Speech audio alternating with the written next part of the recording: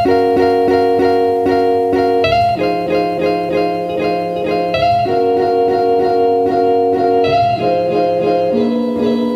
้วเสิร์ฟแม่งเยี่ยมากมายอุตส่าห์เขียนยันเยี่ยแหละหาหูเอาไปให้ห้องนายก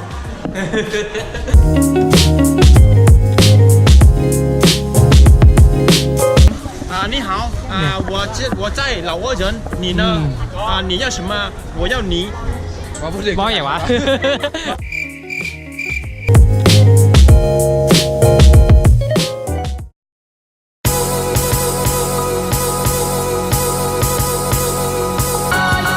ตอนนี้ก็เป็นมื้อละอีกที่ยูเซนเจนกำลังที่ขึ้นไปรวมองค์กรและจึงลงมากินอาหาร 对吧？这边泥泥。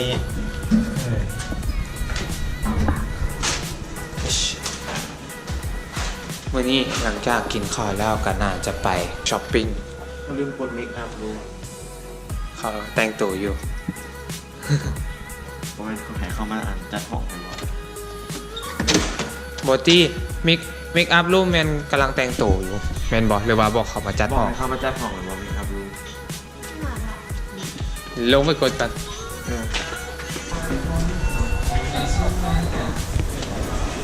โอเคสูตรโอเคไปกันเลยมืออีตืดชิวๆ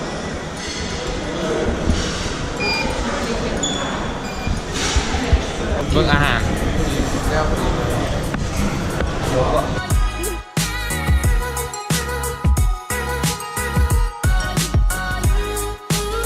ันนี้อาหารของมันนี้ก็คืออยู่โรงแรมที่เอาไปพักอยู่เบจิงอยู่ซียอนอาหารคล้ายๆกันแต่ว่ามันจะมีพวกอาหารหลายประเภทกว่าแต่มื้อนี้ตักคือแบบ ตักคืออยู่ซียอนเลย รับประทานก่อนไปขึ้นเลยไปนั่งใกล้กันนะ หลังสุดไปเฮาทีมเฮาน่ะสะดุดโอ้ย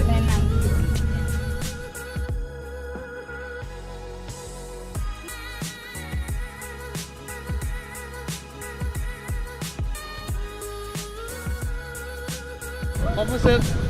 ใกล้ยอดชิงกินฮอดอาชิงอากาศอยู่นี่เอาหลายโอ้คนอ่ะหลายโฮมเลสหลาย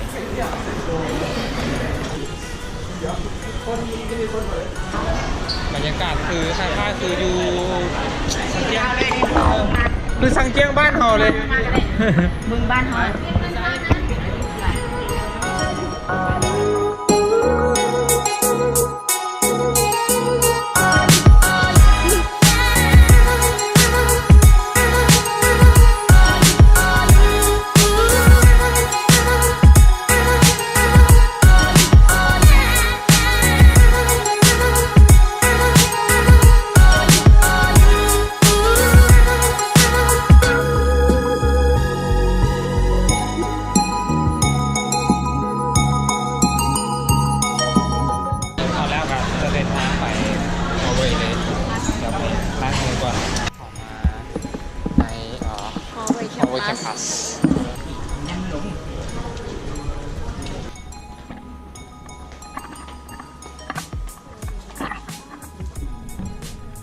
ตีปื้มครับ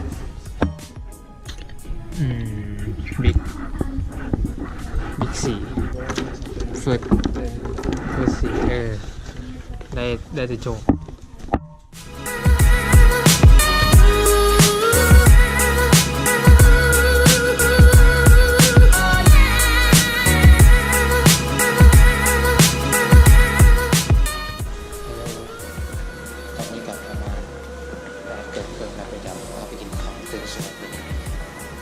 ช่วงนี้58เจียวหลังบอลซึ่งวัน58ชนิดแมนห่างว่าขาเครื่องอิเล็กทรอนิกส์พอดีได้เอากายว่าจะไปซื้อสายสปาวเลยหูฟังว่าจะไปซื้อหูฟังเดี๋ยวตอนก่อนเดี๋ยวไปกินข้าวกันเจอกันตอนที่รถเมล์พากันขึ้นรถเมล์แอร์สนามเก่าพาคนขึ้นรถเมล์อยู่เดี๋ยวจะไหนก็เจอกันอยู่ที่ช้อปปิ้งเซ็นเตอร์ คิวโอ้ฝนตกไอ้สิมึงยังให้กูไปล้อเสยเนาะ กูก็เปียกเต้กระเป๋า ตอนนี้อยู่กับวิกเตอร์เบนจาลิน มันเฮกเตอร์คือมัน เอาเข้าไปใส่หมดแล้ว ตอนนี้จะเข้าเมโทรโพลิสจะแลนเลย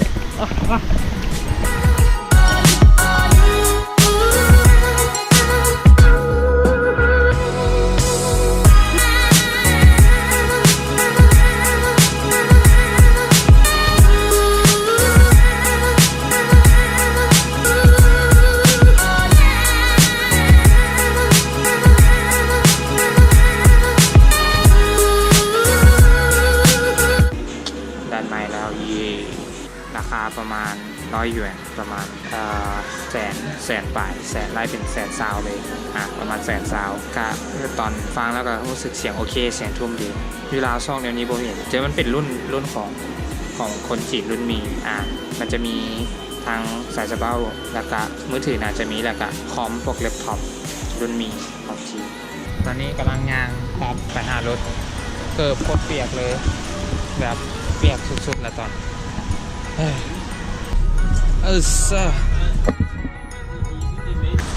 ออกมาฝนตกฝนฟลอยฝนล้มเก่งฝนล้มไหลตอนนี้เดินทางมาฮอดอุ้ยนั่นไม่ยังเจ๋งขนาดสปรินดิดไชน่า แม่งเกือบไปชิ้นแห้งกันยังมาเปียกอีก เนาะเกือบเปียกอีกแล้ว เนี่ยกูอยู่บ้านเขาเนี่ย ก็ว่า กูไปแปะ เลยเจ๊แบบ ลูกไล่เล่าวีอินทัดล่วงน่าวทัดล่วง ลาวแหละมีคนหน้ามี ตื่น ช่วยดีป่ะ เป็นไอเต็กปิดเจ้า พูนเฮาคันพูน นั่นแหละเอาขึ้นเต็มไปละ หลังสุดเฮา ชุดหลังชุด พอดีเฮา ดีของเรา ด้วยหน้าสมุนครับแย่งคน เอามีแต่ไข่อย่างนี้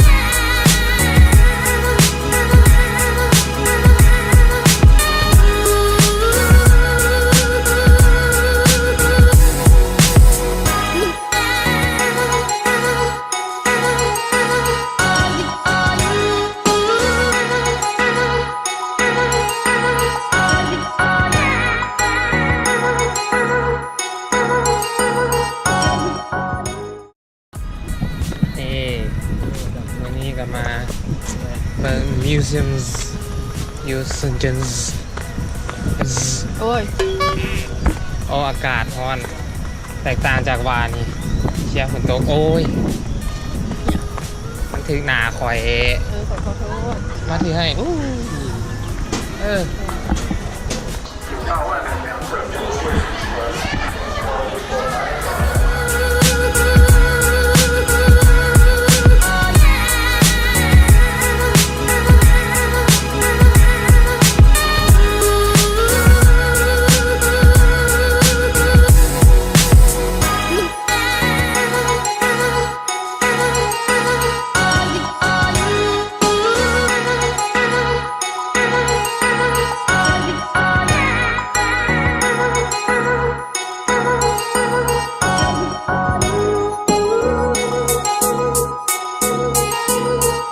นี่ก็กินข้าวแล้วแต่กำลังจะขึ้น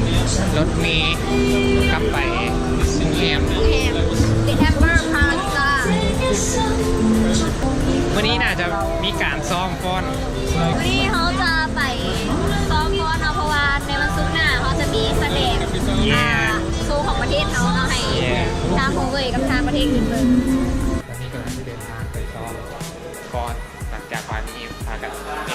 คิดเมื่อยในการช้อปปิ้งทีมงานทั้งหลัง ก่อนที่ซ้อมก็ต้องมีการถ่ายรูปถ่ายหอยซึ่งก่อนที่ได้ซ้อมก็มีการถ่ายรูปโดนเติบประมาณ10นาทีส่วนที่ไปฮอตบอลซ้อมฮัลโหลตอนนี้แมนกำลังซ้อมฟ้อนอยู่ที่มุมมืด เขาเจ้าควรจะเบิ่งบากันตรงไหนเบิ่งที่ขั้นเฮาเฮ็ดบ่ลองเบิ่งก่อนสอง อันนี้คือการเถียงกันมันเถียงกันเอาลมหาการเต้นที่เหมาะสมที่สุดเพื่อจะโชว์มันโคตรมืดเลยอยู่นี่ดอกไฟพร้อมแล้วจนฝนตกไหลรินลงตืดได้ประมาณ3%ของเพลงแต่ประมาณนี้นะจะซ้อมเดี๋ยวเจอกันอื่นตอนนี้ก็เฮียนเน็ตเวิร์กช่วงนี้ช่วงพักเบรกประมาณจักชั่วโมงนึงนะ เลยนี่ผู้ทำบนบุญเห็นคือ Introduction to the telecommunication network เบิ่งกันก็สิเจอกันเจ้าตงกับ ครับไปเฮียนหรือผู้ทำบนบุญเฮียนนะสิ่งนึง เสียงเลยเก่งเลยตอนนี้เลิกเฮียนแล้วพักกินข้าวสวย Have lunch กำลังจะไปกินข้าวอยู่ที่ Huawei Canteen ตอนนี้ก็เฮียนเกี่ยวกับการเข้าเน็ตเวิร์กของโทรศัพท์ระหว่าง 2G 3G และก็ 4G อยู่กับวิกเตอร์โมเสสอยู่หัวเว่ยมีห้านอาหารไทยนำโอ้ my god เจ๋ง โอ้มีเซเว่นพร้อม โอ้อันนี้ว่าเซเว่นคำว่าอาหารนะเหมือนอยู่นี่ อาหารอยู่หัวเว่ยอันนี้เลเทเลยอันนี้เอามิกซ์กันทุกอย่าง หน้าตาบ่เป็นตะกินแต่อันนี้ยังเป็นตะกินก่อน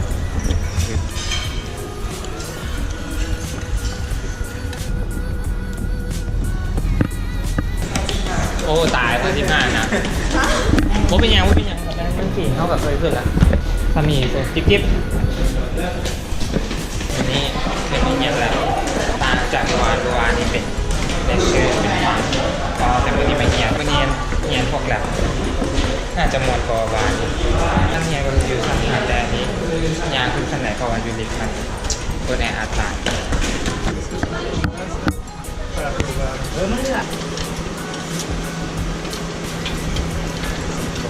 พอมีตัวใหญ่ๆเอาไหม ตัวใหญ่ๆบ่ป้าตัวลอกนะ เอวเบิ่งสุด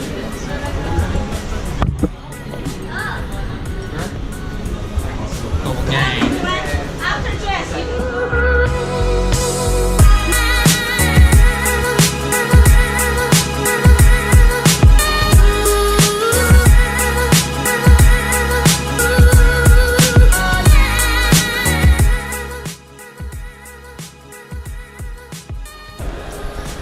ตอนนี้ก็เลิกเรียนประมาณ5 โมงอย่างประมาณ5 โมงอย่างตอนนี้ทีมงานกำลังมาเช็คเบิงเวทีการแสดงนี่คือทีมงานคุณภาพซึ่งเดี๋ยวจะในมืออื่นจะได้มีการแสดงฟ้อนให้กับต่างชาติเบิงนี่ เอาวันนี้เนาะเขากำลังยังมาเบิ่งสเตจมันจีคือได้บ่ ฮะ ขึ้นบ่ได้เขาลงเหรอ เดี๋ยวเลมอนจังหวะนี้ติดกวางเลย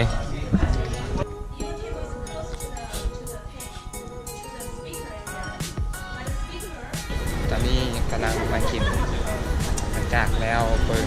สถานที่บนจะเป็นสถานที่เป็นเกี่ยวกับการแสดงในนี้กันมากิน ดินเนอร์ BBQ ดินเนอร์วันนี้จะเป็นแบบยูเนาะซึ่งบนที่เรามาก็คือห้างที่เราเคยพามาแหละแต่แบบบนที่เราพามามันก็มีหลายห้างนะ มันค่าคือแถวนี้มันเป็น ชุมชนห้างอาหาร เต็มเลย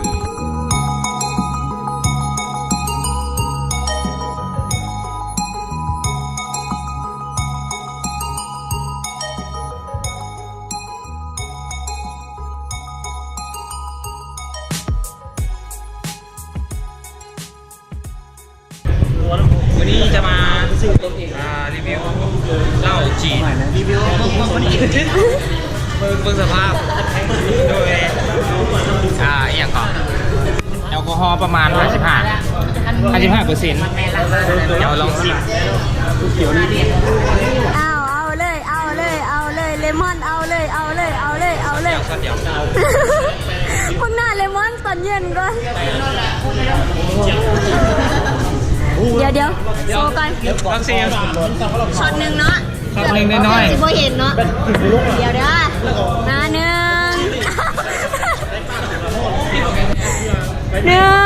งสองสาม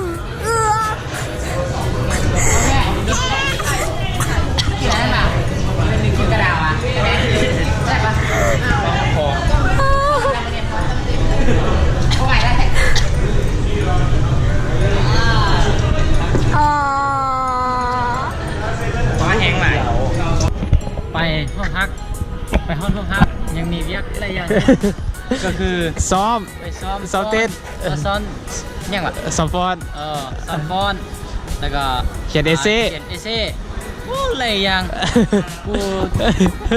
ตอนนี้ ตอนนี้พูดชื่อว่านี่ก็มวนหลายได้กินเบียร์นี่เจ้ากิน ทาดาดวันนี้เป็นมือปิดงาน Seed of Future มีโคลอมเบียฮังการีและลาวหลังจากกินข้าวแล้วอะไรนะจะมีแสดงวิธีปิดครับ Seed of Future ครับใบ certification แล้วก็ปิดงาน our invitation. I'm honored to introduce our guests here today. First, guests on behalf of the Colombian Congratulations all of you participators and successfully completed the Seeds of the Future program. Good afternoon, everyone. My name is Uttasai Kisuru, and I am a year 3 computer science student at the National University of Laos. I'm going to have a bowl of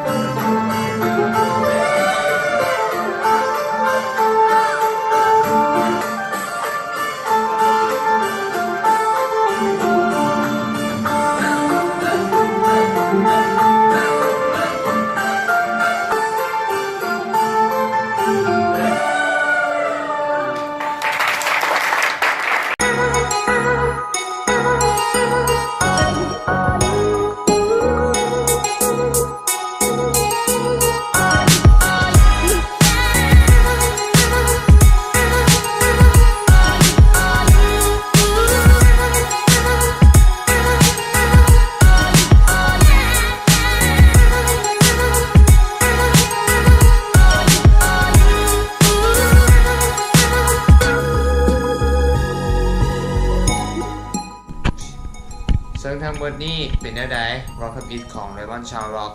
ซึ่งทริปที่ได้ไปจีนนี่ก็เป็นทริปที่ม่วนหลายซึ่งมันได้ให้ข้อคิดหลายๆอย่างคือเขาไปพูดเขาได้หมู่ใหม่ได้เพื่อนใหม่แล้วก็ได้ไปเบิ่งประเทศที่เขาพัฒนาก่อนประเทศเฮาทริปของฮอเวยในครั้งนี้ได้ความรู้หลายอย่างเลยที่จะนำมาพัฒนาตัวเองและสุดท้ายนี้ ขอฝากติดตามช anel Lemon Sound Rock และอย่าลืมกดไลค์กดแชร์คลิปนี้และเจอกันใหม่ในคลิปต่อไปและสุดท้ายนี้ขอกล่าวคำว่าสบายดี